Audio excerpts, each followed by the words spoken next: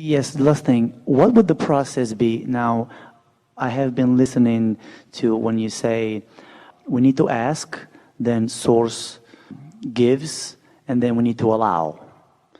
And a little bit in my case, how would that process be? Well, the allowing is what we've been talking about right here. You find something that feels good and focus there until it feels gooder. So it's all about feeling good, and you allow the stream to go faster and faster down. Yeah, but you don't try to be the energy in the stream. The efforting thing is what messes it up. The trying to get out ahead of it is what messes it up. This is exactly what it is. You have already asked. It's already vibrationally a reality. You don't know that it's vibrationally a reality until you realize it. You can realize it emotionally really soon. But it's going to take a little bit more for it to manifest in ways that you can spend it or sell it or live in it or whatever. So if you can satisfy yourself with the emotional reality, the what-isness of the emotion, then that vibrational allowance by you, because of law of attraction, has to attract more detail. But if you are impatient about the detail, so you don't accomplish the creating of the vibrational atmosphere, then your impatience about the detail not being there messes up the vibrational atmosphere and prevents it from happening. Ooh, that was good. Yeah. You heard it clearly, Yes. didn't you? So we know you are an impatient group. Esther's on the phone holding, and they say, thank you for your patience. And she says, you misunderstand completely who I am. I'm not feeling patient. They were on an airplane the other day, landed. They couldn't make the gate come out to meet the plane. The girl who was operating it did not know what she was doing. It was going up and down and over and back, and people were getting anxious about their connections. The pilot said, we thank you for your patience. And Esther said, they misunderstand us. We're not feeling patient. And yet, that is the only thing you have control over. You don't have control over whether the girl ever gets the thing to come to the gate. You don't have control over who hired her. You don't have control over whether she will ever work the gate again. The only thing you have control over is how you feel standing right here.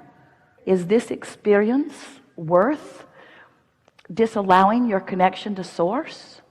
Is it worth giving up the whole rest of the day's path that's already been queued up for you? Is this knee-jerk reaction to a condition you can't control really worth leaving your vibrational alignment? These are the questions that you'll be asking yourself. The answer is always no. It's never worth it. It's never worth it. No matter how big it seems, it's never worth it, because that is my singular work, maintaining my alignment unconditionally. So this is feeling good is letting go of resistance, basically. Feeling good is feeling good. Feeling good is somehow, some way, feeling good. The ultimate feeling good, your question is intense and really good. Feeling good is feeling like the Source within you feels right now about the same thing that you're thinking about. Because in every moment, Source is thinking about what you're thinking about right now while you're thinking about it. And feeling good is thinking about it like Source is thinking about it. So when you're thinking about your business, Source is knowing the perfection of your business. Source is chilled out. Because Source knows the path is inevitable and it's unfolding, and you're intuitive and you're right on it, and all is well and things are always working out for you. That's what Source knows. And if you know something different from that, to the degree that you feel differently about it, Source knows perfect timing. You feel not perfect timing. Source knows all is well. You feel, easy for you to say, Source. Source knows right place, right time. You feel, how do you know? I can't tell. I'm in the right place at the right time. Source knows the perfection of where you stand. And unless you know that, then you don't feel so good. You just have to keep talking yourself into alignment. That's the work. That's the allowing. You queued that question up better than it's ever been queued up. You said, so I get it, that I'm asking and that Source answering, and that my work is putting myself in the mode of receiving. How do I do that, you say?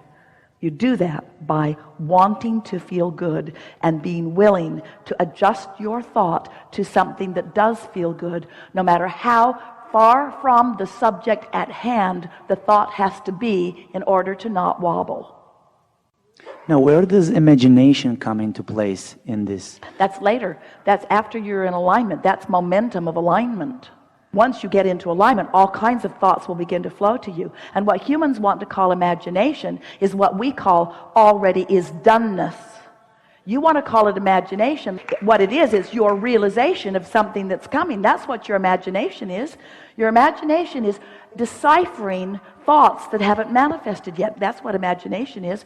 Have not said that to you before. Do you like knowing that?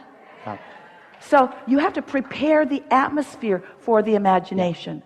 Don't try to use your imagination to feel good. That's conditional. Don't use your affirmations in order to make yourself feel good. Feel good, and the affirmations will occur to you, you see. Ooh.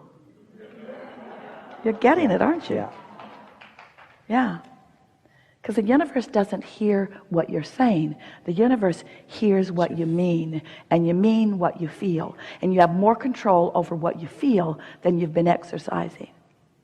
But not anymore. Now, you're going to make those choices. Do I want to be happy or unhappy?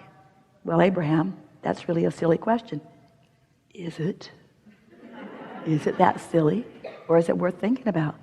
Because if you want to be happy, you wouldn't be talking about a bunch of that stuff you're talking about if you really wanted to be happy. You wouldn't be going down that road. You wouldn't be sifting through that data. If you really wanted to be happy, you'd be reaching for thoughts that feel more happy. You would. And do not misunderstand us. We are not trying to relegate you to actionless, emotional-less, momentum-less meditators. That's not what's going on here. What we're wanting to help you do is to get the footing from which you want the momentum to proceed, because it is a sure thing. Momentum will proceed, because law of attraction is never idle. So every waking moment, momentum is proceeding. You get to choose the direction of the momentum. Yeah. Really good. Enough? Yes, thank you. Yeah.